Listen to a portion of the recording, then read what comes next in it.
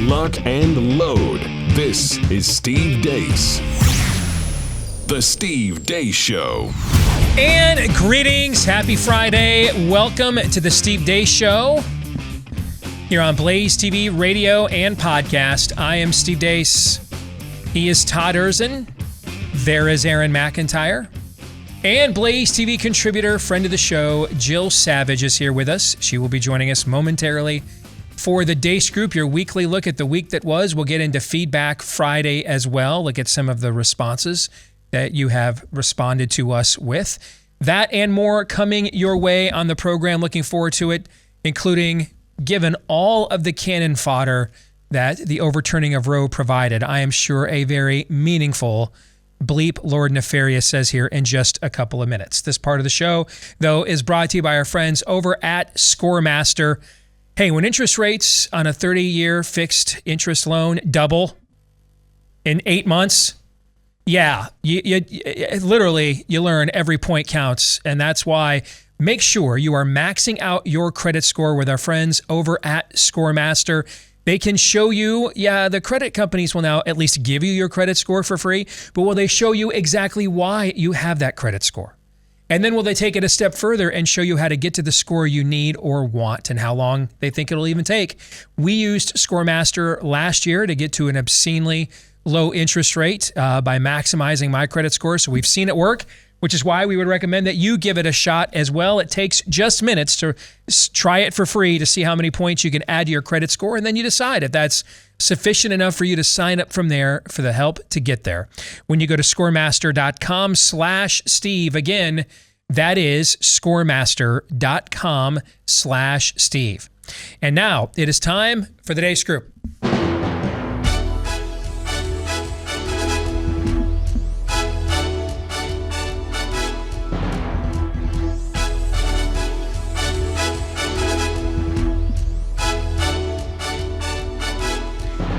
Your weekly look at the week that was begins, as it always does, with bleep Lord Nefarious says.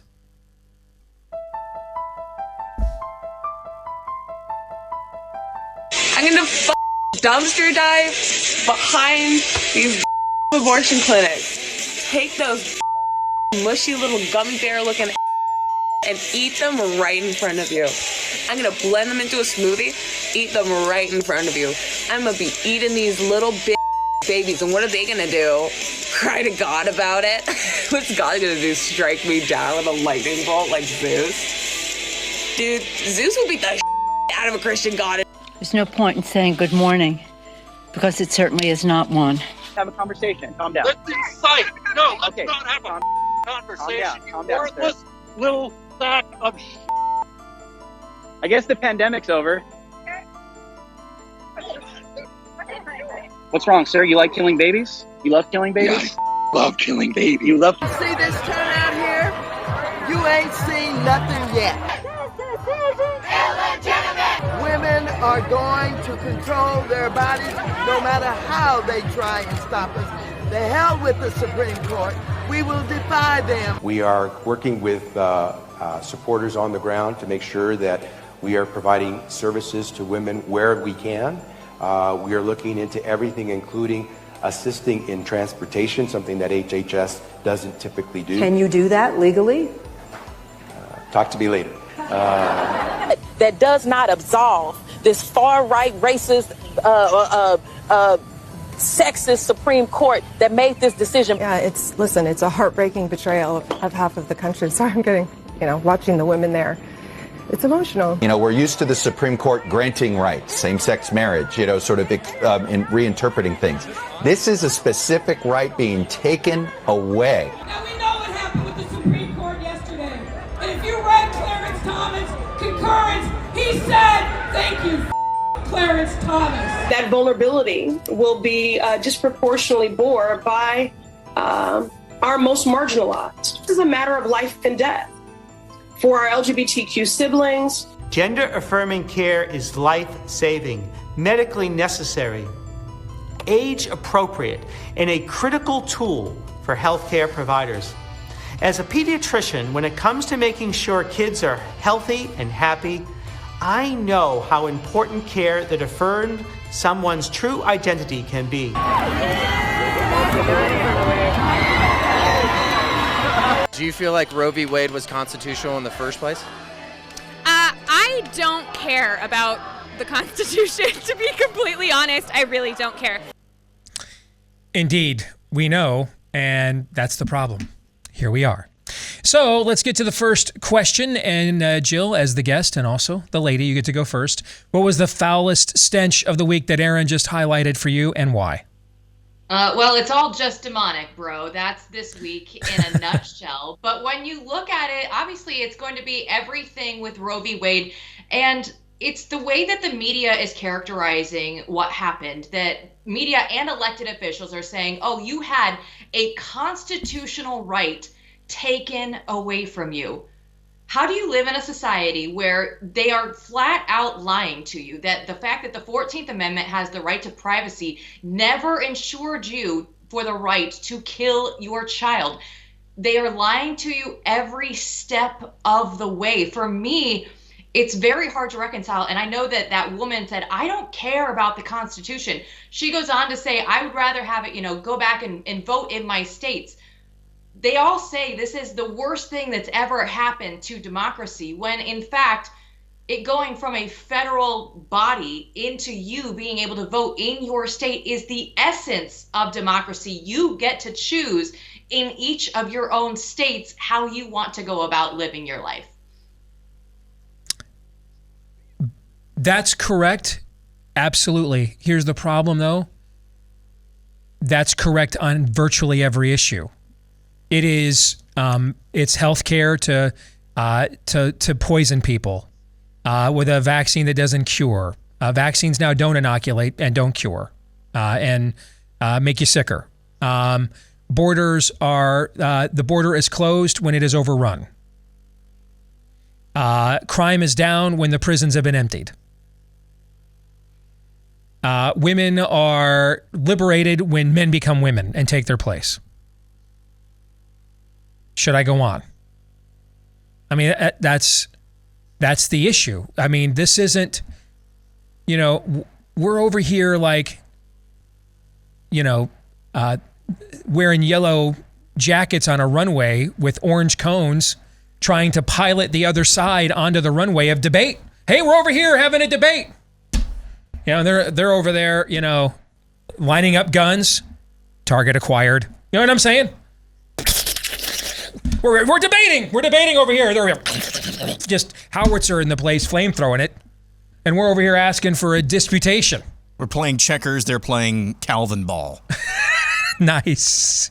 Todd, go ahead. There's a lot of heinous in there. Black mayor of Chicago going full on Uncle Tom with Clarence Thomas. There is the drag nonsense. There is not caring about the Constitution. But all of that is possible because of the likes of Nancy Pelosi and what she is allowed to get away with at the highest level. There is a fantastic scene from the pontificate of Pope John Paul II where he made a trip to Central America. I don't remember which country.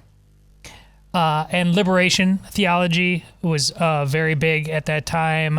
Priests getting involved in leftist politics. And the Pope's plane lands. And on the runway, there are many dignitaries waiting, including Catholic bishops, priests, etc. The Pope patiently shaking hands. And when he gets to this one priest who has been very active in that effort, he instantly, and you can find this on YouTube, he instantly, right there, chastises him, points his finger on him. This priest gets on his knees, literally gets down and begs for forgiveness. Fast forward to today.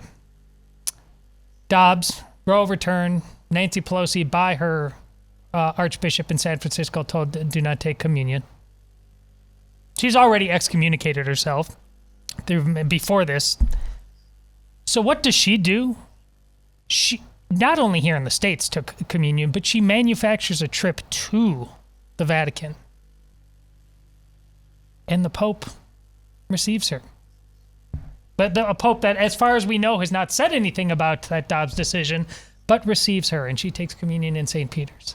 All of the other ugliness is possible because of this. Look at the gap between Pope John Paul II and what just happened with Pope Francis. And now put it, Steve and Aaron, in your churches, simultaneous with this, what's going with the guy, the Baptist, you just mentioned him yesterday. Russell Moore, thank you.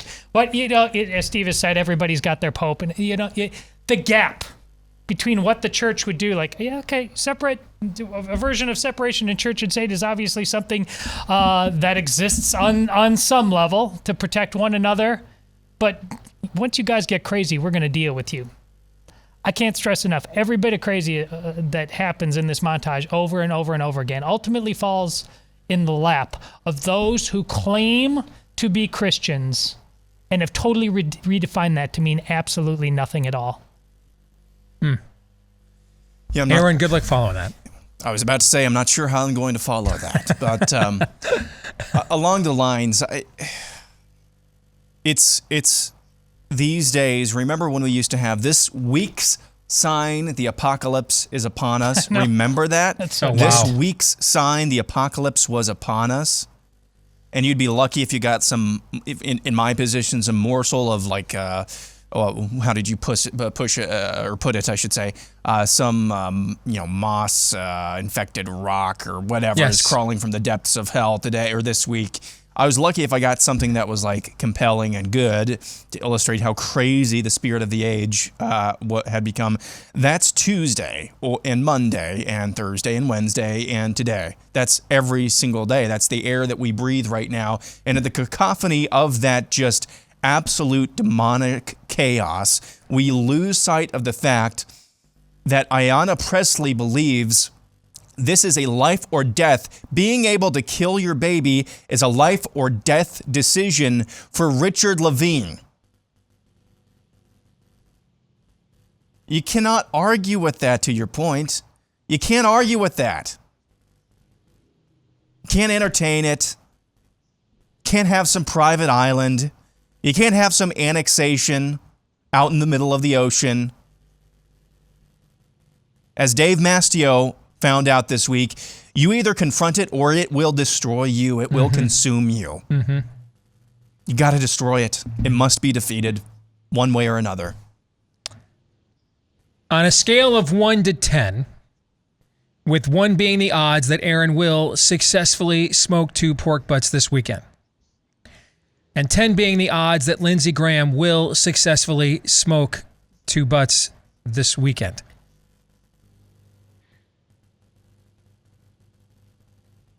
Rank this week's level of total depravity, Jill. 9. It was still a good week. They're not going to dimmer my light. I like that. It's a 9 is a good. I know, I like that. 10. 10. Jill, I want to preemptively apologize to your dad for that. But I couldn't resist. Before we get to post-Roe politics with issue number 2, great time for me to remind you about a film that yours truly did a cameo in a few years ago that ended up being very prescient because the arguments in this film that take place in a local courtroom are going to be taking place now in local courtrooms all over the country with the overturning of Roe. And the name of the film is Order of Rights. It's available for rental or purchase right now on Amazon Prime, Apple TV, iTunes, Google, Vudu, and Vimeo, and it's won all kinds of independent film awards, pro-life film awards, and the reality is that these are now the debates and arguments with the overturning of Roe. These are going to be taking place in state and local district courts all over the country for the foreseeable future. So if you want to rent the film, you can also just check out the website, watch the trailer, get more information. orderofrightsmovie.com. Again, that is orderofrightsmovie.com. So let's get to that issue 2, shall we? The politics of post-Roe. The overturning of Roe v. Wade sent a shockwave across the U.S. and around the world, both culturally and politically. As far as the latter goes, in the long term, what seems most likely is that every red state and most purple states will enact some form of curtailment of baby killing on their populations. Prior to last Friday, most of Europe had more stringent laws against baby killing than the United States. That's already changing in many states, including Missouri, the first to completely ban abortion, Oklahoma, and South Dakota, just to name a few, where baby killing, as I said, has been banned outright already or has been heavily regulated.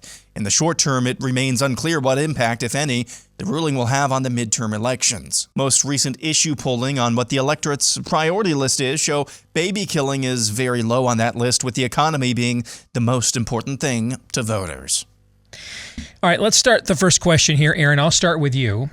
So you can be the pace car this time. Don't have to follow anybody. What is more likely to happen? That the overturning of Roe v. Wade reignites a dormant Democratic base in time to make a difference in the 2022 midterms, that it cements Trump as the fait accompli frontrunner for the GOP nomination in 2024 since his justice has made it happen, or if you think it's neither, feel free to explain why as well. I think it's far more likely that it cements Donald Trump as the 2024 nominee. Now, that doesn't mean that I think it went from 50% to 99%. It might have been 30 to 40% that he's more likely to be the nominee in 2024. But I think across the board, the leftist incels that we saw twerking last weekend, they are legion, but I think the people who are more concerned about how they're going to put food on their table and how the cost of their July 4th cookout, Independence Day cookout, is going to be, $10 more or what have you than it was last year.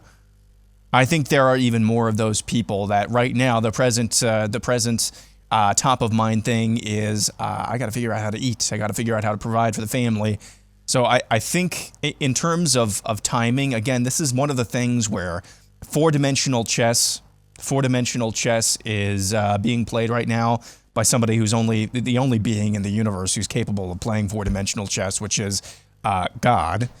The timing of this Roe news in an environment where the forces of hell really have a hard time marshaling because other things are more top of mind than baby killing, could not be better timing for that. Obviously, don't want people to suffer economically, but in terms of the timing, I think it's better. So I think it's far more likely that it's cemented Donald Trump as the 2024 nominee. Doesn't mean it's completely cemented, but far more likely that's the effect of this.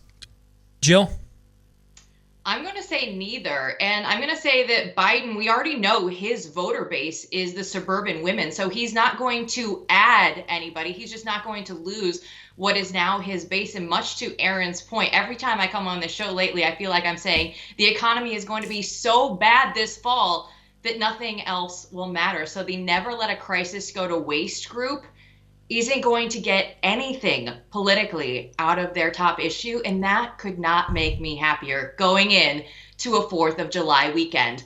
But on the Trump side, a month or two ago, we had a conversation about how can hardcore conservatives and squishy rhinos get elected in the same cycle. And we came to the conclusion because Fox News says so, right? We all know Hannity got Oz onto the ballot. And Steve, your point earlier this week shouldn't be overlooked. The fact that there is no Rush Limbaugh, Drudge isn't relevant, Fox News will likely be split. I think that is going to be a very big thing with the rise of somebody like a Joe Rogan coming out and saying, DeSantis looks like a pretty good guy. We're going to have more and more of that, I believe. People coming in and seeing DeSantis as a guy that says, he looks like a pretty normal guy. I think they did pretty well in Florida now that we see all of what has transpired 2 years later. And a guy like Jay Cutler, he's not going to have a huge impact politically, but personally, he hangs out with Trump and his sons. And he recently went on his podcast saying, I really like DeSantis. So if you have Trump's personal friends coming out and saying, that DeSantis guy, the more that you hear over and over DeSantis, I think that doesn't make Trump the fait accompli. And one of these questions, you mentioned my dad earlier on the show. When I was 8 or 9 years old, Steve, I would ask, I was trying to figure out, why doesn't DC solve any problems? And my dad said, well, they're not in the business of solving problems. They're in the business of getting reelected. So the constant problem is a good thing for politicians. Well, Trump just solved one of the biggest problems. That's right? an interesting he did point. What he said he was going to do. Yeah. So now we can elect him and say thank you, or we can move into the next phase of this life fight. That's an interesting point. Todd, what do you think? I'm largely with Jill on neither, but since neither's been covered by her and Aaron took the Trump, I would lean the other way if I had to pick one, and that Roe reignites the Democratic base in time to make a difference. Now, by reignite, not necessarily, and I don't know that you absolutely took that to mean close the gap or anything like that, but change I'm talking about an agent of chaos.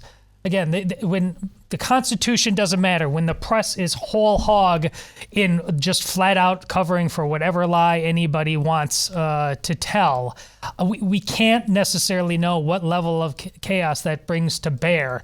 As I've told you, I predicted quite a while ago that these 2022 midterms, I think we're going to have real problems with security at polling stations, not necessarily the ballots themselves. Will you even be able to get in? Will you feel threatened to go? Will that suppress the vote? I don't know, but because there's so much uncertainty in how far they are willing to go in terms of these lies, I will just, because I can't see that clearly, I will choose Roe doing something to that. So back in the 90s, Dick Morris, when he was working with the Clintons, and helping Bill triangulate his way to re-election by moving to the center on several issues and away from the disaster of letting his wife basically run his first term that nearly cost him his presidency.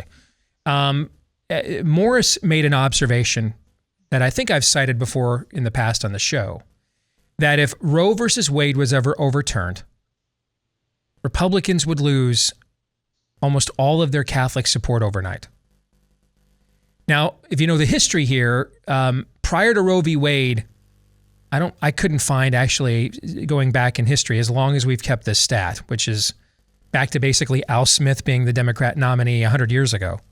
I could not find a single presidential election prior to Roe that a Republican won a majority of the Catholic vote. Even Ike, as popular, universally popular as he was. The Democrats were the Catholic Party. They were the immigrant party.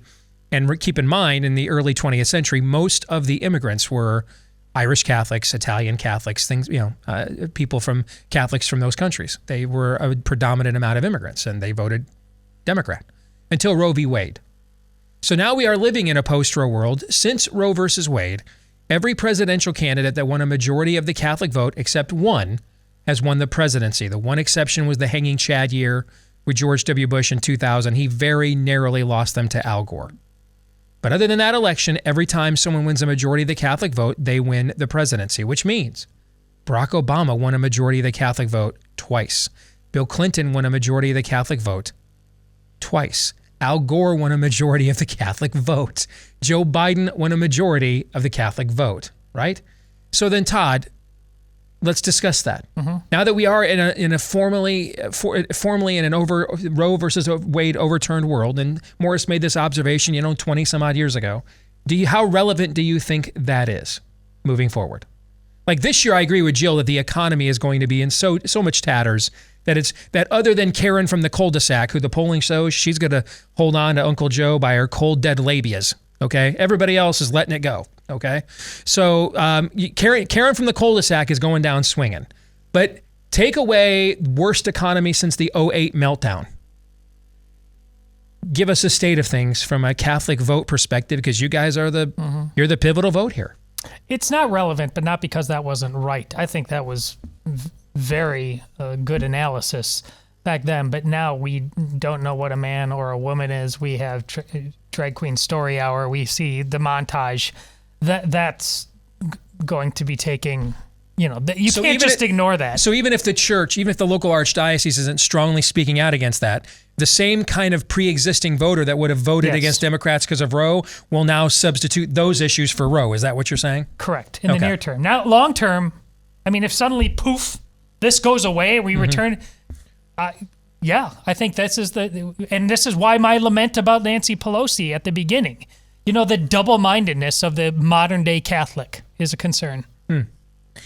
Anybody else have any questions or thoughts about that since we brought it up? But Jill's Catholic, if I'm not mistaken. Are you? Yeah. Okay. I was just going to say, to Aaron's point that he made at the, his first comment, it was, can I find something this week to say this is a sign of the apocalypse? Because we all see all of the chaos around us. I think that this is actually going to be something like Todd said, in the short term, it's not going to be a game changer against the Catholic vote on the right, because everything else is around us. And honestly, Catholics don't want their sons turning into daughters and vice versa. And I think now the spirit of the age taking hold the way that it has will still ensure some of the Catholics moving to the right. And another wild card in this as well is the rumors of the Pope's health as it is right now. Who knows? Who knows who we're looking at leading that church in the next 3 or 4 years? Ask the white smoke. I know. Is he a bridge to the further embracing of progressivism, liberation theology, or is he the Icarus that flew so close to the sun? The church will be like, we can't flirt with this any longer. We got to go back to former things here. I'm trusting the latter on that, but ultimately, that's Holy Spirit stuff. It's not mine. Could Republicans sell us out on enough issues that it would cost them in the midterms? At this point, I don't think there is literally anything Democrats can do to retain the House, looking at the data. I just don't think it's possible. The Senate is a different story. I mean, Republicans have to win 4 out of 7 states, 6 of which Trump lost in the 2020 election. That's a steeper climb. It's still very favorable to them in this current environment, but there's a reason why the prediction markets have the Republicans at 95% to win the Senate or the House and 75% to win the Senate. Could they do enough, like the gun sellout on red flag laws? Could they do enough to thwart themselves? No, it's like the video I saw the other day that I pointed out. The video of the dude and the woman in the airport, and the woman is just going ape, just crazy and taking it out on other people and on him. And that's the Democrats right now. They're just trashing people. And the guy is just there like a simp. Oh, sorry, honey. It's okay. It's okay. That's the Republican. No, there's not a level of sellout that they could stoop to that I don't think we're going to get there. It might be a little counterintuitive, but talking about cementing the Trump vote, actually Roe v. Wade, I think, cements more the landslide here now. This is the first federal vote since Trump got screwed. People want to take it out right now. And there's no DeSantis here to distract them. But there is legitimately, pound for pound, as you said, Steve, the greatest politician, certainly on the right, in our entire lifetimes, named DeSantis. That's unavoidable. So that's why I don't think you can cement Trump Roe or not. But right now, I think that is cemented, no matter what the Republicans do. All right, let's get to the exit question. Joe, I'll let you go first. True or false? Trump appointing the justices that overturned Roe v. Wade is a top 3 accomplishment by a GOP president since Abraham Lincoln. I would say true. I would say when you look at it, Reagan and the Cold War, and then Trump, for us domestically, in my lifetime, this is as big as it's been. If you go back all the way through Abraham Lincoln, you'd be tough to find a bigger issue that our side loves that wanted as much as this, and their side digged in and tried to entrench it as long as they could. Aaron? Pretty easy, true. Easy, true. Yeah, I think so. Wow, I thought there might be more pushback on that one. No. Well, I tried to go through it. I mean, I don't exactly know. If it's not off the top of your head, you can come. I mean, Reagan instantly came to mind. Yeah, how about the fact that the majority of the presidents of the 20th century were Republicans, and it's very difficult to come up with That's why a list of easy. accomplishments. Yeah. Eisenhower desegregation would be somewhere close to the list. But other than that, yeah. What does that tell you? right, we'll come back. We're going to have a more of a big picture philosophical discussion here next.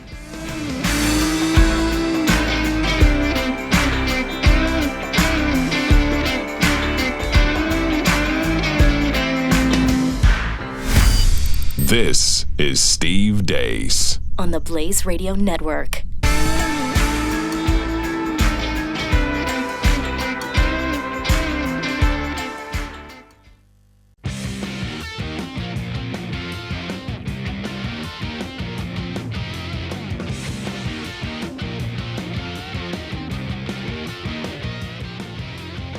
Following the truth, no matter where it leads. The Steve Deace Show. One of the things we try not to do on this show is directly ask you to consider donating to something that we ourselves have not been willing to donate to out of our own pocket, which is why I have no qualms at all about suggesting you consider a tax-deductible donation to our friends at Alliance Defending Freedom. They argue, and often successfully, cases defending our liberties, our God-given rights, the Constitution, all the way to the U.S. Supreme Court. They have an impressive W&L record, and they represent all of their clients pro bono, which means that funding comes from those tax-deductible donations from people just like you and me. Our family has donated to ADF, which is why we would urge you to consider doing the same. If you'd like to make a donation today, just go to adflegal.org/Steve. Once more, that is adflegal.org/Steve. All right, as we continue on here on the weekly look at the week that was, I want to, as we welcome Jill back into the conversation here, I want to do issue 3. I'll just keep it here for a few minutes, if that's okay. All right. Watching, because I thought, Jill, you made a phenomenal observation about it wasn't just their opposition on the other side, but the way that opposition was framed and total denial of the reality that we live in. I mean, these aren't irreconcilable viewpoints. These are irreconcilable realities. And so watching some of what you were talking about a few minutes ago, Jill, I put together the following thread on Twitter. And we're going to use this thread as kind of the launching off point for us to discuss. If you went to a country like Jordan, which is perhaps the most modern country in the Muslim world, and you told them you believe Jesus is Lord because the Bible says so, they would simply reply, "We reject the Bible." They have their own counter sacred text over there. And that's exactly where I think Democrats are with the Constitution. I think the same thing that drives Democrats to reject the Constitution is the same thing that drives the Muslim to reject the Lordship of Jesus Christ. Possession, pun intended, of a rival religious conviction. That is not to say that fealty to the Constitution requires a religious devotion to it like Christ, because it doesn't, but rather modern Democrats reject the Constitution with a rival religious devotion or zealotry, the way the Muslim also declares that Allah has no son. And to put a finer point on this, one side will cite the Constitution in its arguments.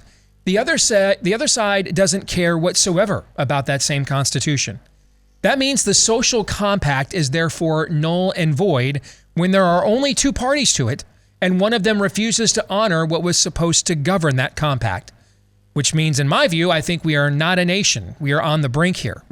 So, first question, and Todd, I'll go to you this time.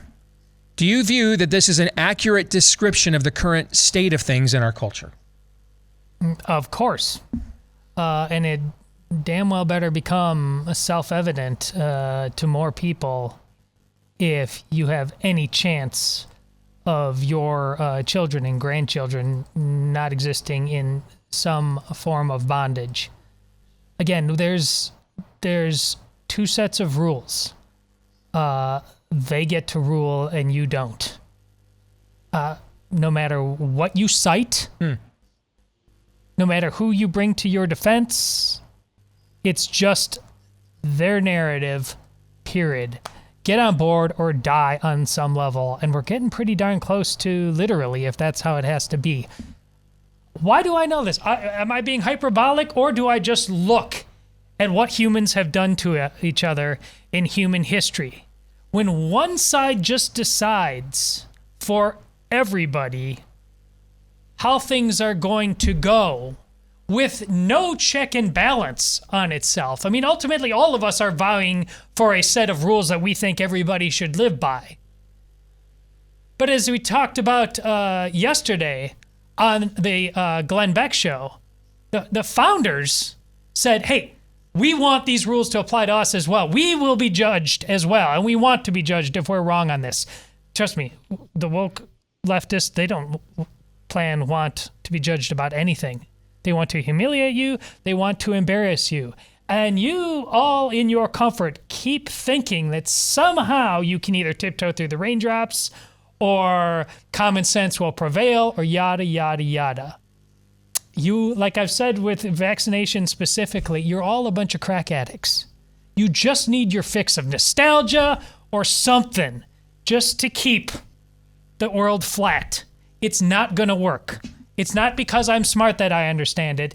It's because what Steve has told you about what Germany was before what Germany became in the 20th century. And it's happening right here, and utter and total darkness is right around the corner. Chill. They would love to put you back on the road to serfdom. And I think your tweets there, Steve, that is the definition of knowing what time it is, in my opinion. That you either see that we're here on the brink, like you said, of being a nation or not. And to all of Todd's cultural points, I completely co-sign. But I want to look at this from a different lens. If you look at law school now, this is the group of people that is supposed to go out there and uphold, the terms of the law in the Constitution. They don't even study it. They study precedent anymore. So how can a culture be expected to uphold this when those in law don't do it themselves? And on the other side, you have the military that goes out and fights and defends for the Constitution. We are lowering standards left and right. Now you don't need a high school diploma. You can have neck tattoos. Kids want to go out, join the Army, join the Navy, join the Marines. They want to go out there and fight for this country. And we believe that we're the biggest, baddest military in the world. We're here on the weekend of the 4th of July. I watched a George Washington documentary just a couple of weeks ago, and this has stuck with me for these last few weeks, that Britain, they thought they were the baddest on the planet at the time, but they became apathetic. We wanted freedom more than they wanted to keep us. Mm-hmm. And when you look at it in that documentary, and we've heard all these stories so many times before, but we weren't a well-funded army. We weren't a well-trained army. We had soldiers out there walking through the snow for miles without shoes to fight for our freedom from Britain. How many people would be willing to lay down that kind of a sacrifice, just saying, I want this so badly that no matter what, I will fight for this country? Now you're like, oh, the internet went out today. What am I even supposed to do? Right. Where are we as a country if we aren't willing to even look at our founding documents? We aren't willing to live this life and culture. And our military, they're throwing through the Navy these videos of pronouns instead of teaching them 8 hours a day. This is how you fight and kill your enemy. Amen. Aaron. Yeah, I think it's an accurate diagnosis of where we are right now. I mean, kind of harkening back to what I said a few minutes ago on the show, one side of this paradigm is sitting here playing checkers by the rules, only move once per turn. And, if I hop over more of your guys than you hop over mine, then I win at the end of the game. They're over there playing Calvin ball, which is that sport that Calvin from Calvin and Hobbes makes up, where it's different every single day. He just makes up rules as they go along. Whatever fits his little whimsical notions now rules the day. The other side has a gun pointed to our head while we say, no, you can't do it. Constitution says you can't deprive me of life, liberty, or they're playing a different game.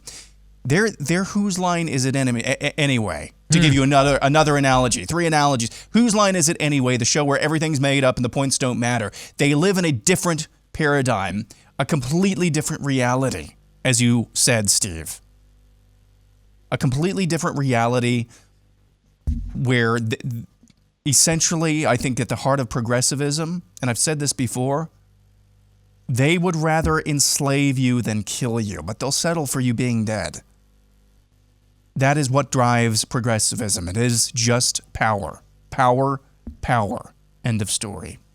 So exit question. Do you believe the Democrat Party would be in favor of having you, as an individual, you, talking to Jill, Todd and Aaron, not the proverbial you, but you as individuals. Do you as individuals believe the Democratic Party would be in favor of having you incarcerated for what you believe if they could? Or are we not there yet? Jill. This wouldn't be a 10 for me on the scale, Steve. This would be a 15. They don't like our viewpoints. They're not going to try and rationalize it. They're going through saying parents are domestic terrorists if they speak at board meetings. All you have to do is look through, some of our Twitter feeds, and they'll say, "Oh, that person, can't have them out there. Put her in jail." Todd. Well, because I've won a lot of arguments at my local school board, I now have the local police following me around. Okay, I get your point. Yeah, they want me in jail. Point taken. I guess I hadn't thought about that when I came up with that question.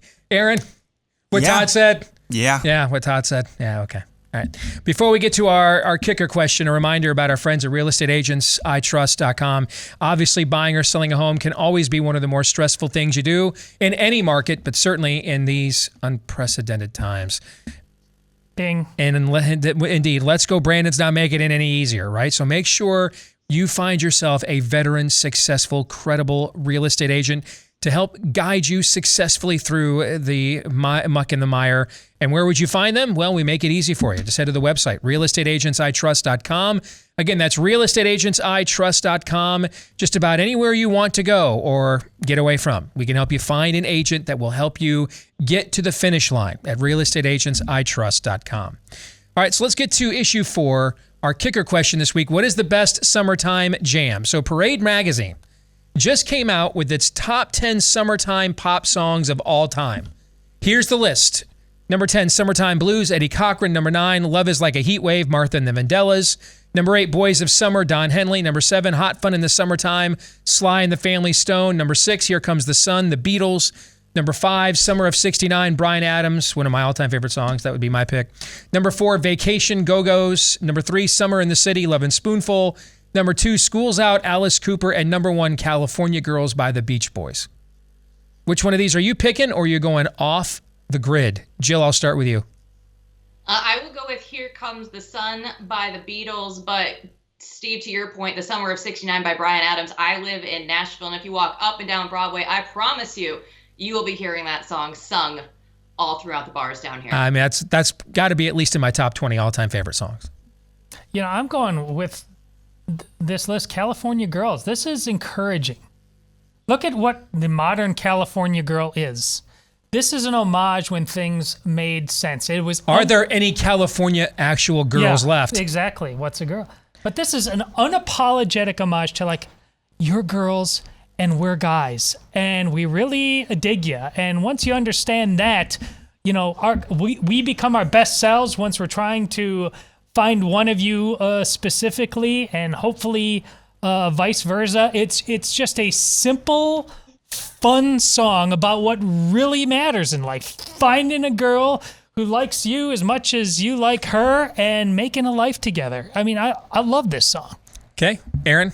I love how obviously a boomer put this list together. I was waiting for that crack from Jill. Yeah. So if you put a gun in my head and forced me to pick off of that list, it would be the Lovin' Spoonful, Summer in the City. I have that song stuck in my head literally every day going home from work on the interstate and just seeing the haze on these really hot summer days. If I had to go off the list, it's Calvin Harris. I can't even imagine going to a club somewhere and mosh pitting to EDM music, but I love EDM and I love me some Calvin Harris. So Summer by Calvin Harris. I've never heard of Calvin Harris in my entire life. That's because you're. Is he a starting tailback for the Philadelphia Eagles? Yeah, he Calvin is. Eagles. Am I drafting him in my fantasy league this summer? Calvin Harris. That on things that I never thought I would hear Aaron ever say. I like EDM. I really do. I hate dancing. I just like. What's EDM. EDM stand for? Emotionally driven music. Is that like Lilith? Is that like a Lilith Fair concert? Electronic dance music. Oh, is that what it stands for? Okay. Yeah.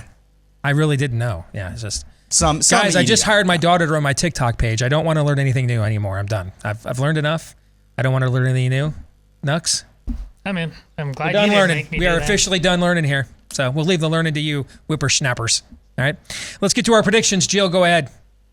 I'm going to predict that Steve's new book, Why Thanksgiving, will not be a one-off, but rather a series that this country needs. And you'll have to forgive me. It's only been a day that you have announced it, so I don't know the entire length of the title, but I know it's Why Thanksgiving, and people can go order it on Amazon now. Well, thank you. And if I do have to create a series, I'll have to figure out what that series will be, because I put it all into this one, and then we'll see what happens. Aaron, go ahead. Republicans will only hold the Senate by 1 seat come midterm election, after the midterm elections. 51-49? Yeah. See, I think if they win it, it won't be like 54, 55 seats. It's going to be, I mean, I don't think they can do better than 52 or 53. Best case scenario, we get gridlock for the next 2 years. Well, that's almost always the best case scenario. Yeah. Indeed. Todd? Neither Biden or Kamala will be the presidential nominee for 2024. I agree with you. Yeah. By the way, gridlock nowadays just means electing, or it used to mean divided government when we were Jill and Aaron's age. Those were the days. Gridlock now means electing a Republican executive who shares your values against the other Republicans. That's what gridlock means now. Yeah. Gridlock used to mean divided government between Republicans and Democrats. Gridlock now means, hey, we got a Republican governor or president who actually is from our camp. And so they'll just be gridlocked against the entrenched Republicans in the legislature and the Congress. Am I wrong? That's what gridlock now means. Let's start the weekend. That's what it means now.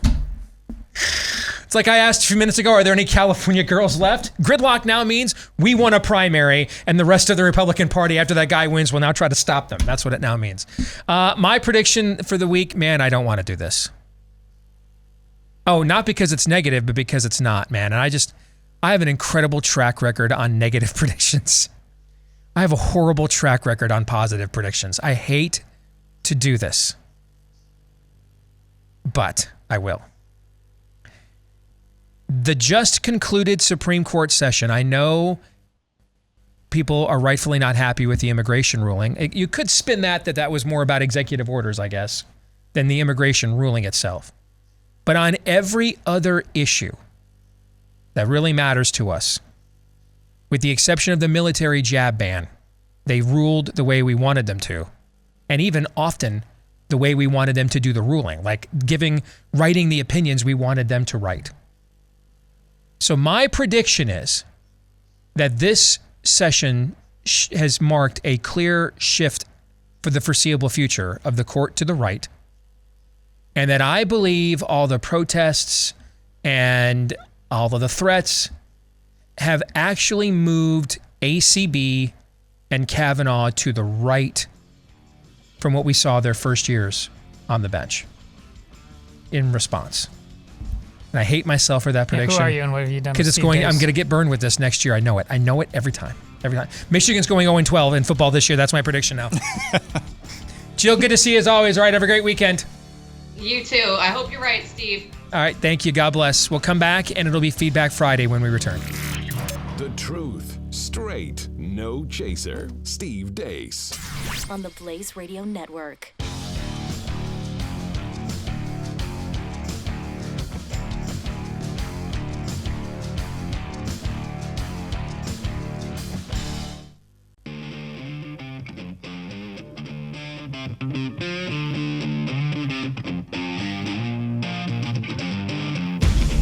Lock and load. This is Steve Deace. The Steve Deace Show. Back with Hour 2, live and on demand here on Blaze TV radio and podcast. Actually, we're technically not live. We taped this yesterday. So we have a long Independence Day weekend. But and technically, let's face it, we're also not really on demand. Or at least not in demand. So nothing you said right there Literally is true. Nothing I just said is true. This is the Ukraine of Blaze TV shows. Nothing is true here. Hi, Cherry Girl. How are you? Nice. Let's start with something true. My name is Steve Deace. I think. To be here. Exactly. Thank you. All right. I don't know what that was. It turns out, guys, it turns out we're even worse on tape. Who knew? You are Todd Erzin. Over there is Aaron. Todd Erzin and friends. What did my phone's on mute on everything? Is this 2001 Space Odyssey? Good morning, Dave. That was so weird. Usually Siri is like, I didn't catch that. This time she was like, I'm happy to be here. Yeah. Burn it with fire. So she was listening in? When nothing was true. I'm happy to be here. Yes. Yeah, that sums it all up. Did you discover AI?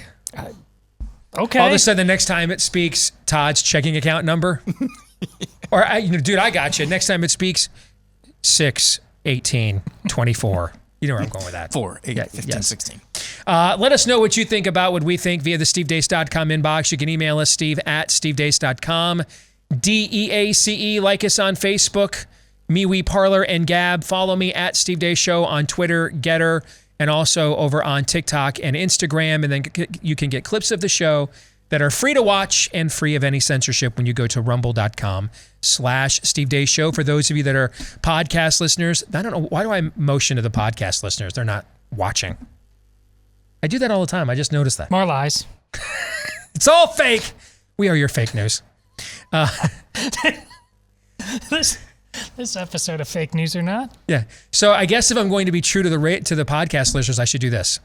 Those of you that listen to the podcast, just look away. Please leave us a 5-star review if you appreciate and like the show. Remember, if you have a question that you would like to have considered in a future Ask Me Anything, put it in your 5-star review and you will go to the front of the line. Thanks to all of you that have already left us 5-star reviews. Please remember to hit subscribe and follow as well. We continue to have strong iTunes ratings, the strongest we've ever had. So thank you all very much. We appreciate each and every one of you. Time for Buy, Sell, or Hold. No, it's not. That was 2 days ago. Time for Feedback Friday. How many more times are we going to screw this up? This is what happens when you host a 3-hour show before taping. You can tell we got some real senioritis happening here. We're ready for the weekend to start. We're getting sloppy here. Let's start again. Feedback Friday brought to you by Home Title Lock. Imagine you were a real estate agent and you went on the MLS to see, hey, what new listings are out there, and check what's going on in the real estate market in my community. And you're shocked to see your own house listed. This actually happened recently to a real estate agent in Arizona. Problem was, they weren't the ones that put it up for sale. A home title theft did, because that's what home title thieves do. See, I screwed up there too, but I totally turned around to make it look like I was trying to say that, but I wasn't. This is what happens with a fake title transfer for your home, and then they refile as the new owner. They can, if they're merciful, just take out loans against your home, or they can go all the way, like what happened in this case. Unfortunately, neither your homeowner's insurance nor your mortgage lender can protect you, but this is what Home Title Lock does. It's a virtual barrier around your home's title so that the moment they detect anything nefarious, they will mobilize to shut it down. Go to HomeTitleLock.com right now, HomeTitleLock.com. Register your address to see if you're already a victim and you weren't aware. And then while you're there, get 30 free days of protection at HomeTitleLock.com. Are we ready for Feedback Friday? We are. Let's begin with Charlie, who says, I'm a single father of 3 kids due to the loss of a custody battle. I get my 3 kids weekends every month during the school year and every other week during the summer when school is out. Because of this, I don't get a say in where they go to school, so of course my ex has decided to put them in the public school, where my teenage daughter has become absorbed by the spirit of the age through interactions with her friends and teachers at the local high school. She has friends who claim to be trans with pronouns and all, and she now boasts about being pro-baby killing. I met my teenage daughter when she was 1, and I have raised her and loved her as my own. Today, as I was driving her to work, I decided to listen to your show on the way there. We both got to listen to your entire interview with Margaret Sanger. After the interview, I paused your show and began asking her questions about her thoughts on what she had just heard. She had never even heard of Margaret Sanger. When I summarized to her who Margaret Sanger was and what her beliefs were, the look on her face was utter confusion when I explained to her that the mother of abortion would have deemed her defective simply because she was the product of a one-night stand many years ago and born out of wedlock.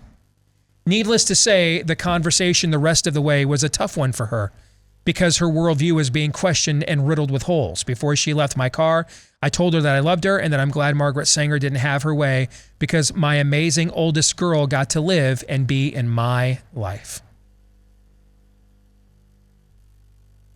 This goes to what we were talking about, guys, doing Beck's show, earlier today.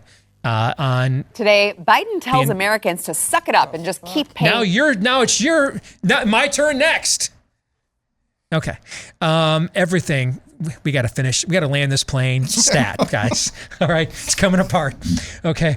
Giving it all she's got, Captain. Yes. I got to censor that after the show, after we get done recording.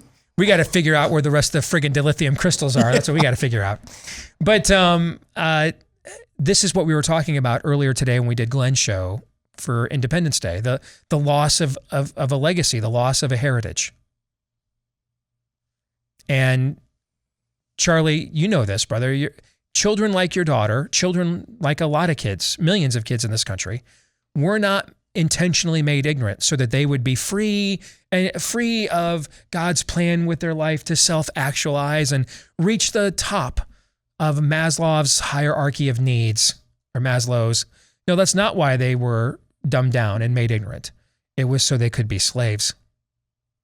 It was so they could be controlled. And props to you for doing something, anything, to try to pierce that veil of darkness, brother. This is from Chris Hamilton. She's an RN. I am an RN in a fertility clinic in a major metropolitan university medical center. I gave the recent peer-reviewed study about decreased total motile count for semen to the medical director/provider of our clinic. He wanted to know where I'd gotten a copy. I told him. He then gave it a cursory glance and mumbled something about 3 months. Mind you, this provider did not take the COVID jab, nor did any of his family.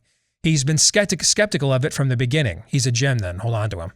He was ready to quit versus being forced to take it. These are the comments this provider recently made to us about a patient's semen analysis in our fertility clinic. Ready?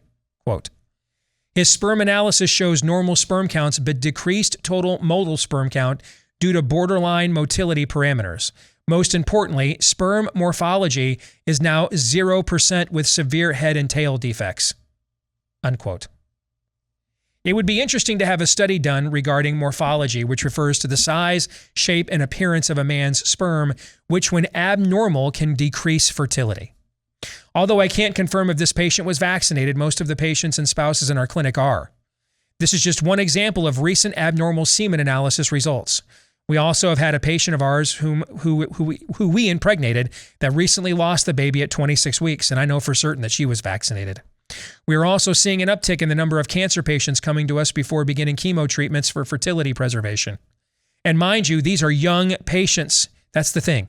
Remember, Aaron, when you made the point, Chester the molester, man, retiree from the nursing home, ain't walking into the fertility clinic to do the 5-knuckle chuckle on demand, right? No, these are supposed to be specimens, no pun intended. Yeah, indeed. Okay. Likewise, who's going to a fertility clinic to get impregnated? Karen with the dead labias and the cul-de-sac still voting for Biden? No. The actual, moms are doing it. People that can give birth, okay? Young women. And they're seeing this kind of stuff. I realize abnormal semen results, stillborn births, and cancer diagnoses in young women occur all the time, but sometimes it's also true that if it walks like a duck and quacks like a duck, it is a duck. And along those lines, I just got an email from somebody today. Let me see if I can find it here really quick, in what should also be terrible radio while we're at it.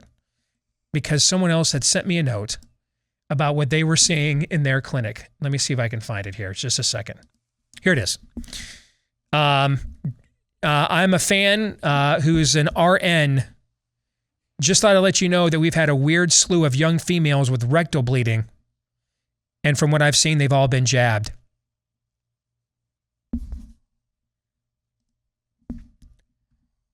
Any thoughts on that?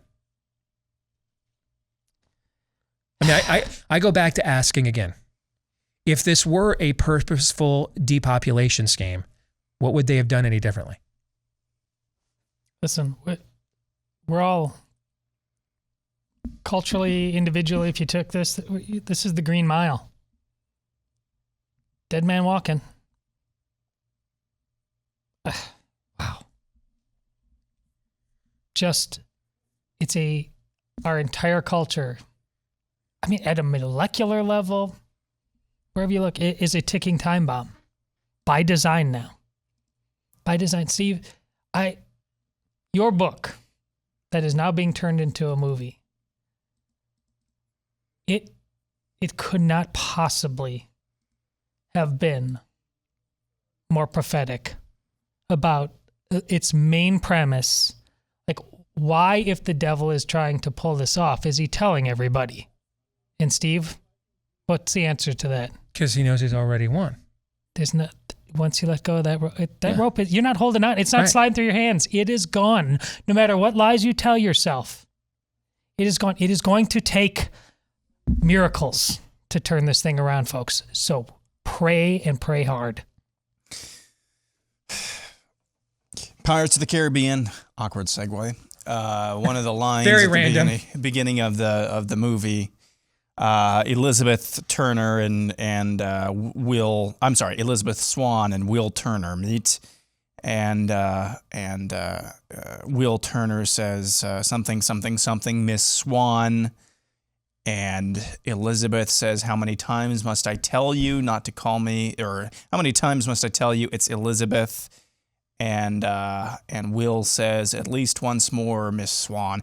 How many more days? How much longer will a large portion of our country gaslight themselves? Because I still believe, as naive as this may be, it's really hard when Uncle so-and-so and Mom and cousin so-and-so and so-and-so from school or work, they were all jabbed and they had a heart problem and they had abnormal bleeding and they had this and that. It's really hard to avoid connecting dots unless you just gaslight yourself. How much longer will this country continue to gaslight itself? And continually, the answer, a la Will Turner, at least one more day. At least one more day. Just because the cost of not gaslighting yourself, of admitting what's really going on here is too high, I'll just let you jab me up until kingdom come. Because I cannot accept that. The cost of what accepting the notion that these are some form of poison is just too high. So we already shared with the audience on Glenn's show yesterday that Daniel Horowitz, our colleague, our friend, just got permanently banned from Twitter. We put the quotation marks around there because we don't really know who's truly banned from Twitter or not until October when Elon Musk takes over. Then you'll start really getting answers, okay? But permanently banned for now, I guess is how we'll put it. So Daniel started a burner account over there called Daniel Horowitz or Dan Horowitz fan, at Dan Horowitz fan, okay? And there's a tweet he has that I want to share with the audience, but the bio he put up there, guys, I got to read this to you, okay? You don't regulate Pfizer. Pfizer regulates you. Your body, my choice. The profile picture that he's got on there, too. It's from him at a gun range or something. Yes. Yeah, he gets it. He knows what time it is. It's literally him at a freaking gun range, guys. Bunch of bullet holes in the background. Gonna follow that right now. Right now, I need that in my blood. Just hook it to my veins. It's great. It's just Dan Horowitz. At Dan Horowitz fan. Yes, that's what it is. So we've talked about this before. It's just been a while. Walgreens, for whatever reason, one of the nation's largest drugstore chains to this day, for whatever reason, I don't know if somebody at Walgreens has just decided I actually still care about the truth. I don't know. Walgreens actually publishes a weekly update of its COVID positivity rates and then stratifies it by jab status and publishes it so you can see it. Would you like to see what the COVID positivity rates were for Walgreens? Because, of course, a lot of people are going in there getting tested constantly because of their jobs and everything else, right? Okay. Right. So this is positivity rate, not percentage of people, because some of you think you're going to be really smart. Well, Dave, majority of people are jobs. So, I mean, idiot. It's the rate. Idiot. Moron. Idiots. It's the rate. You're not smart. It's got electrolytes. All right. It's the rate. It's not the percentage of people. It's the rate within a percentage. Okay? Did I make that clear? It's the rate. Yes. Thank you. So this is from Walgreens. This is their corporate data that they release. I don't know why they release this, but I'm glad they do. This is June 22nd, the week of June 22nd to the 28th. So just in the last week.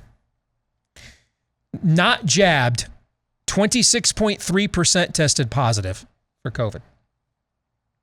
One dose of jab, 34.5% tested positive for COVID. 2 doses, more than 5 months ago, 33.7% tested positive for COVID. 2 doses less than 5 months ago, 21.5%. So here's what that means. The added risk that you're taking on by getting reoccurring injections, here's what you got for that. You went from a 26% likelihood of testing positive if you were unjabbed, according to Walgreens data, to 21.5. That's all you got for that, for risking reoccurring injections of that spike protein. That's all the added efficacy you received. Which by the way, gets erased because you'll just have to do it again every 5 months. You see my point? So you're not getting anything out of this. If you had 3 doses more than 5 months ago, 36.7% tested positive. 3 doses less than 5 months ago, 25%. See the pattern there?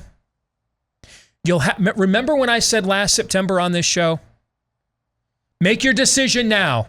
Either get in line with the therapeutics and the options we have compiled for you, or get jabbed. Those are your options, because if you don't have therapeutics, they're going to jab so much the virus won't go away. And the people that will keep getting the jabs, this won't be, I'll just take the Janssen vaccine once to keep my job. You'll be taking these over and over and over again. That data shows this. The worst performing stratified data in this chart are the people who got the booster and then didn't get another one. You'll just have to keep risking the risk profile over and over again. You'll never get off it. It's heroin.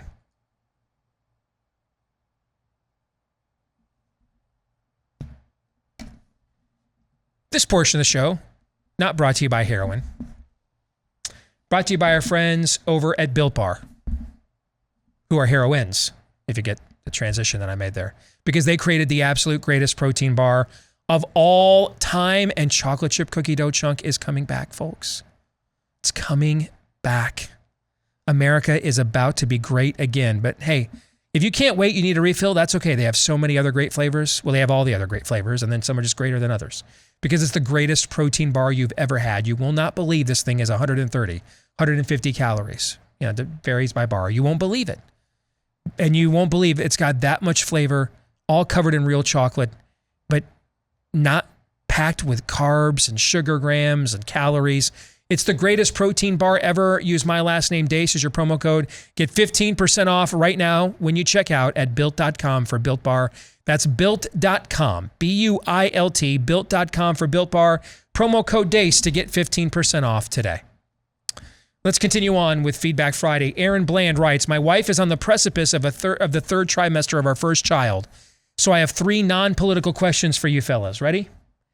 Number 1, for all 3 of you, any good general advice for a new dad? Number 1, love their mom the best you can. Number 2, show them that the reason rules and values are in place in the home are because they come from God and not from you. Because you won't, they're little camcorders, man. And they got those things running the minute they come out. They're going to, every time your knickers are down that you thought you got away with it, they're going to see it all. They see it all. It's like what Han Solo says in The Force Awakens. Women always know.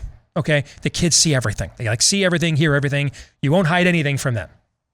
And so they're going to see you at your worst over the course of your time as their dad. So if you allow yourself to be the standard, you're setting yourself up for a Billy Joel song when they're about 14, or Winger when they're 17. Don't, okay?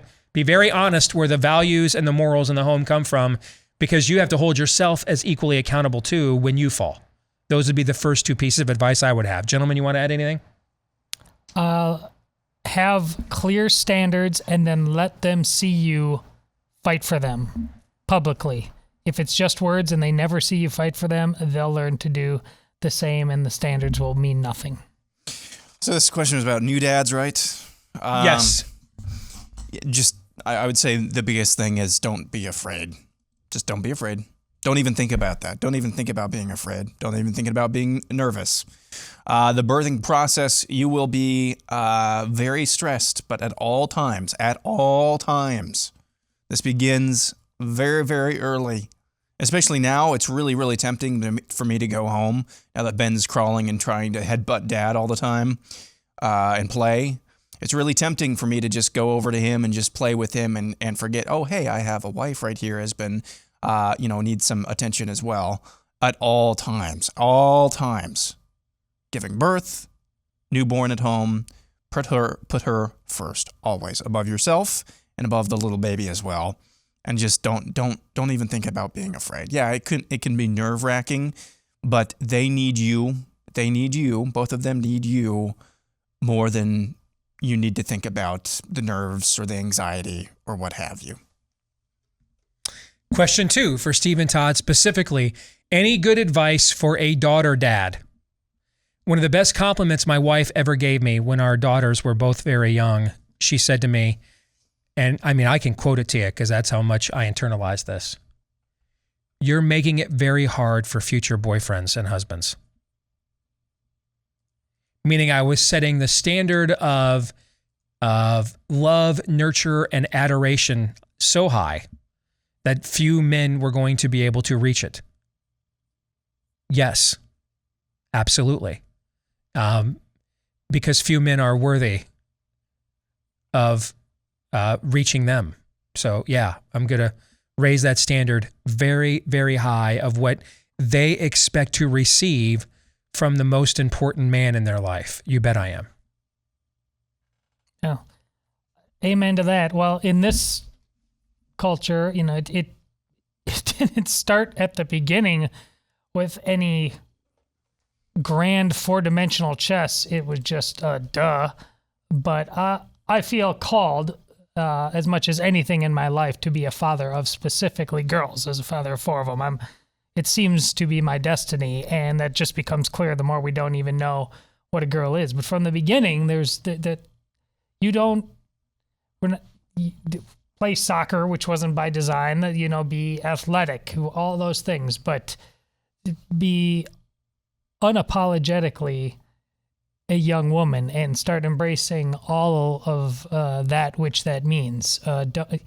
It's been a joy to be a part of that, but it's going to have to be more intentional. I don't mean heavy-handed, but you're just up against a level of unreality that there's no time to waste. I mean, from the beginning, that is your little girl. That is not your little question mark. Play the game accordingly. And then the final question for Steve and Aaron, because I already know Todd's answer. When your children got their initial vaccines as babies, were there any particular ones you opted out of or suggested should be opted out of? For us, before our kids were born, there was a big controversy, or right around the time that our oldest was born, there was a big, this is when the controversy about the HPV vaccine began to emerge. And the idea of giving little girls these kinds of vaccines or even giving them to boys. And we just thought it was beyond preposterous without even doing any deeper research on it than just that. We just thought, well, that's preposterous. Because it is. Because it is. And so we just made the decision from the very beginning as a couple that there was no point to giving our kids anything beyond the traditional vaccine cocktail that we received when we were kids growing up. And so, and that was, we just made that decision without any further investigation or even, we just thought beyond that, a lot of this is probably just a cash grab. So that's how we operated. I would just say, do not follow the CDC schedule. And yeah, I'm empowered to make that statement because I'm a parent of the kid. Do not follow that schedule if you get vaccines at all. I know we're not doing the HPV one. I can't remember all of the ones that we're opting out of, but we're also doing the ones that we are doing. We're doing on a very, very delayed schedule because some of these are like, all right, you're going to get 2 or 3 cocktail here on 1 month, and then come back 2 weeks later and you'll get another cocktail, and then 2 weeks later you'll get. No, we're doing like I think every other month, if even that, for his vaccinations. Do we have time for another one? Let me see if I can find yourself, if you can, if you have one available, find yourself a functional medicine family clinic. And if you can afford it, the one that we go to here, it's pretty affordable. I think it's actually what the one that your family goes to. Is it integrated family medicine? Yeah. Yeah. So find yourself one of those if you can. Let me see if I can find a short one here because we only got 3 minutes? Yep. Actually, you know what? I'm going to do this instead so that we're actually ahead of schedule in the next segment. Instead, let's talk about viciously loyal clothing because I can't promise, when we put up the picture of the dude, I can't promise you're going to look as good as him. But these are really good looking shirts. Shirts, tank tops. Again, man. Is it the weekend yet? Shirts, t-shirts, tank tops, hats. They got a lot of cool swag, and it's made from a long line of servicemen and women who obviously served their country and their communities with purpose, and now they have a purpose-driven business as well. If you want to check out their catalog, some really cool stuff when you go to viciouslyloyal.com. That's viciouslyloyal.com. And I'm guessing you're going to see some things there because they have a lot of really unique colors too. And I like that. So you're going to see some stuff you want. So why not get 20% off as well with the promo code Steve at checkout? Promo code Steve, my first name, at checkout for 20% off when you go to viciouslyloyal.com and check out the catalog. Again, check out the catalog at viciouslyloyal.com. All right, because I'm in a mood, and it has been a long day and we all have senioritis, I have been debating whether I was going to read and respond to a note. And I decided, you know what? Today's actually a good day to do it because I'm feeling a little flighty. It's been a long day. We've been here since 7:30 this morning, right? Doing Beck's show and everything else. So I'm feeling kind of flighty. So I've got a question, Todd, from one of your fellow Catholics that wants to come at me over sola scriptura. Fun. And I think I'm in a good place to tackle this one now. Come at you. Do you view this as a fair within bounds? I'm not like offended. Well, no, but other people are like, hey, Deace, you still burning in hell over there? Yeah, I'm not like offended. No, it's a good question. So, it's a good question. And I'm in a mood. I'm in a good place to answer it today. Do this. Because I am in a good mood. So I'm in a good place to answer it. And I'm kind of feeling, flighty because it's been a long day. So who knows what crazy stuff I might say when we come back.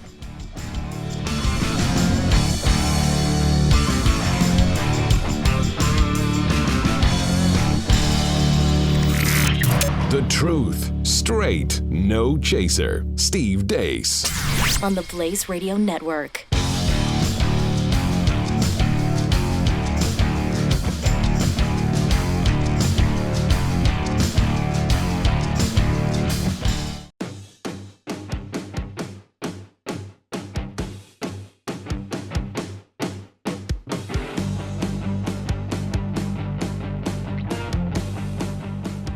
So that the world may know, this is Steve Deace. If you're a dog owner, you know that taking care of that furry little thing means a lot more than just giving it food and water. It's a big part of your family. I told our dog Cap yesterday, and he just nodded at me. I'm sure he understood that I should have named him Expensive. I mean, the amount of care I am expected to pay for and put into that kid Freudian slip, from that dog from our kids is nuts. Okay. All right. But you know what, though? The problem is the food that you're feeding that dog probably has the same problems that your food does. So a lot of the people food is stripped of the vitamins, minerals, and nutrients we really need for long shelf life, mass distribution. That's why as humans, we're taking so many supplements these days. Same thing happens to the pet food before it ever leaves the factory too. That's why they've got a supplement now, and it's called Rough Greens. You mix it in with your pet's food and put the vitamins, minerals, and nutrients it needs right back into its diet. But you might be wondering, What if this actually, it's expensive and it doesn't do anything for my pet, or my pet doesn't like it? Well, one way to find out is if we give you the first 14-day Jumpstart bag for free.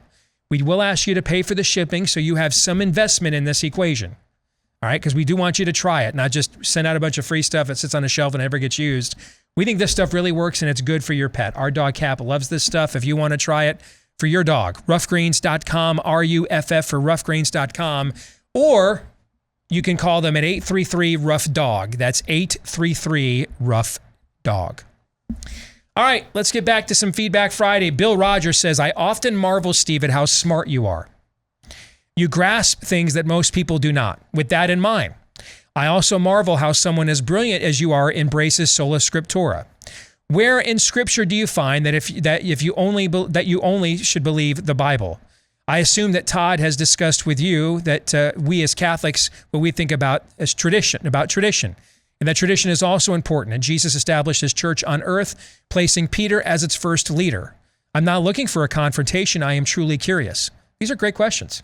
I mean, we did like a whole year worth of shows on this back in 2017 for the 500th anniversary of the Reformation. We went with Todd and I kind of going back and forth on all these topics from a learned Catholic and a learned layman Catholic and a learned layman Protestant perspective. And so we're fine having these questions anytime that you want.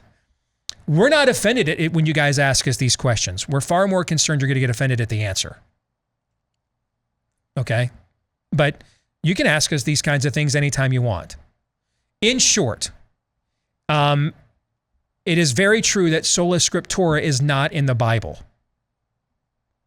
There are, however, to use your own phrase, several Christian traditions that in a very literal sense are not located in the Bible. For example, Mary is not worshipped as a venerated being specifically in the Bible. There is no baptism of infants specifically in the Bible. The word Trinity does not appear specifically in the Bible. The word rapture does not appear specifically in the Bible. The age of accountability, where a child is not responsible for its sins until it reaches a certain age, is not in the Bible.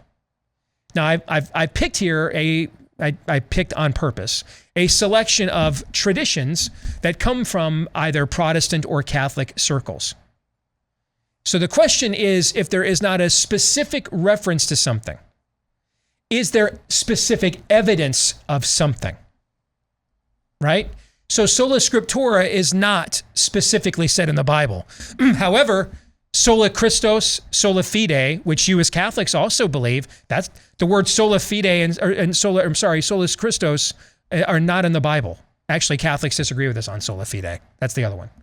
So the sola Christos, not in the Bible. Yet we both agree that there is no atonement that satisfies God's wrath other than Christ at the cross, correct? Mm-hmm. And so these are terms that we came up with to describe traditions we have based on what we think is the evidence that derives from the Scriptures. You don't believe that Peter is the first bishop of the church because of an archaeological find.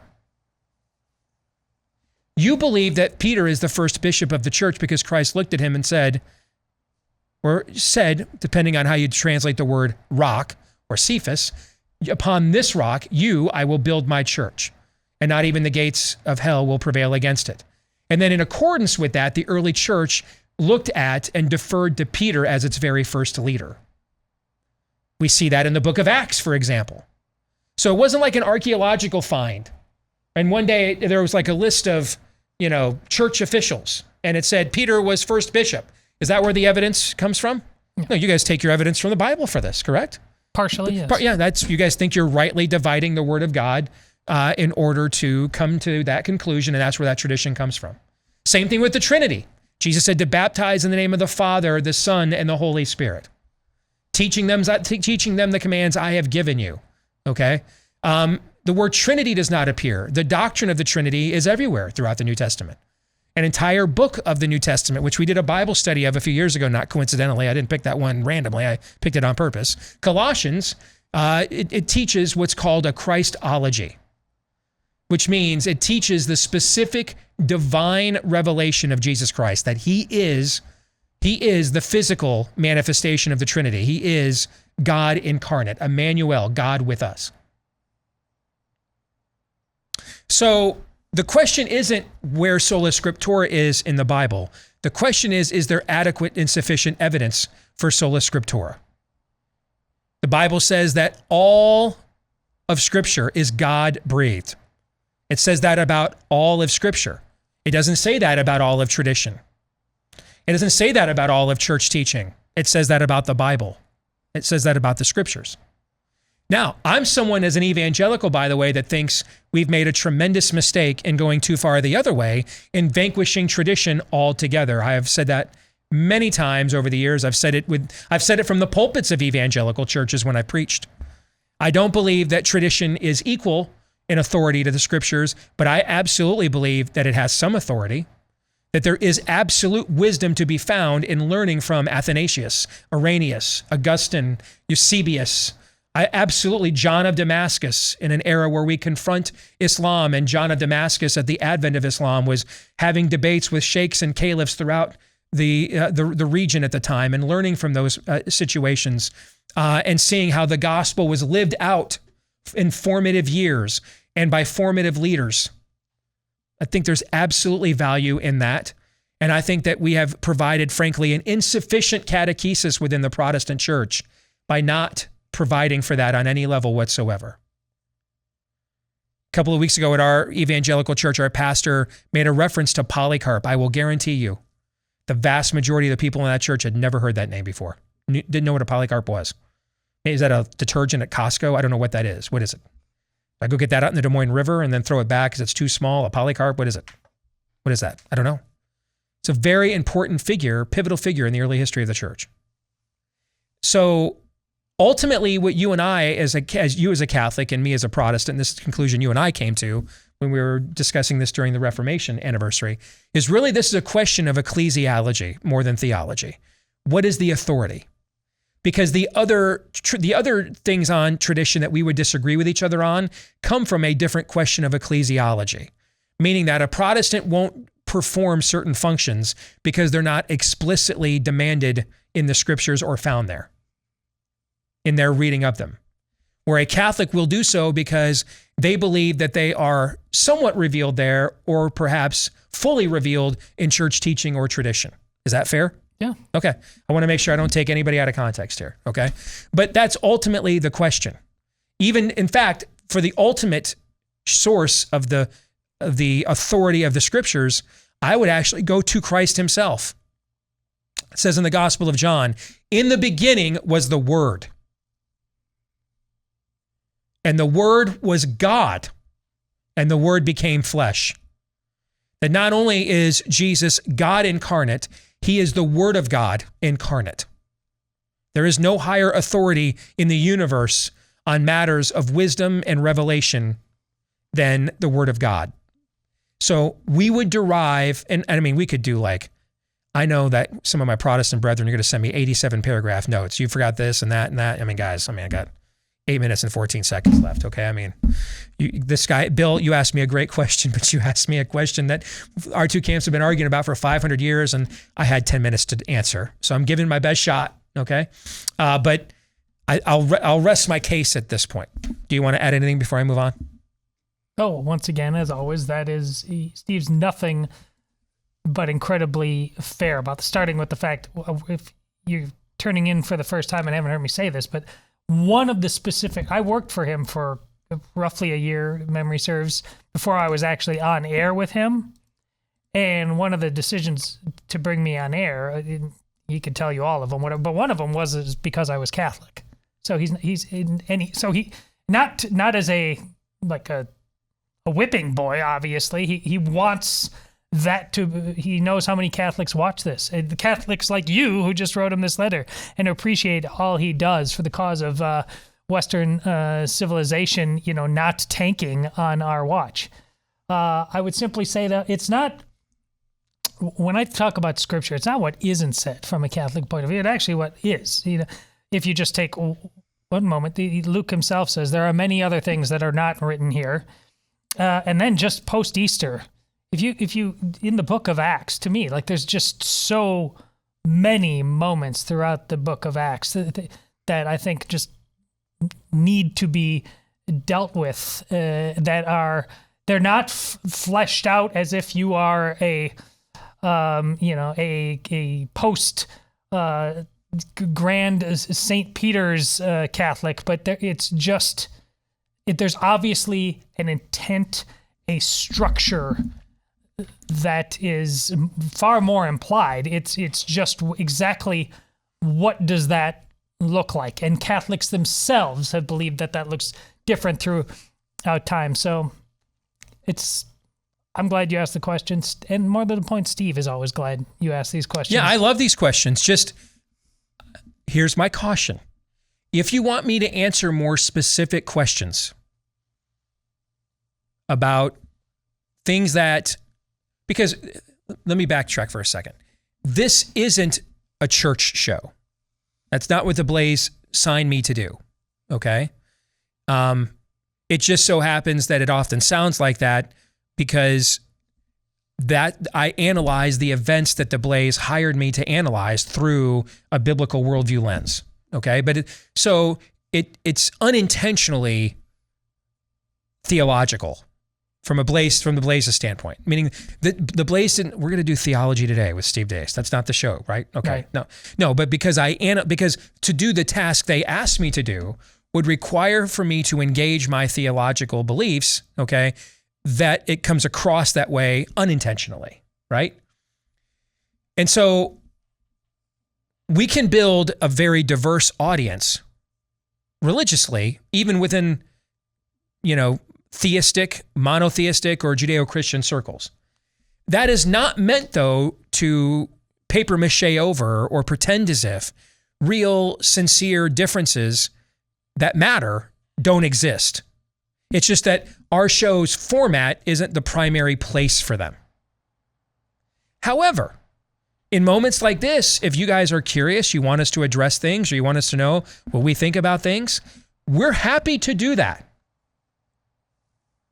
All we would ask, though, if you ask us questions like this, we don't take offense to them. Just don't take offense to our answers. Does that make sense? Yeah. It's just a two-way street, So, because I know there's a lot of earnest and honest curiosity about this stuff, because frankly, we haven't been taught it. We don't really know. And what I find often is the disagreements that a lot of my Protestant friends have with Catholics are stereotypes or straw man arguments against Catholicism, not archetypes. Those are different things.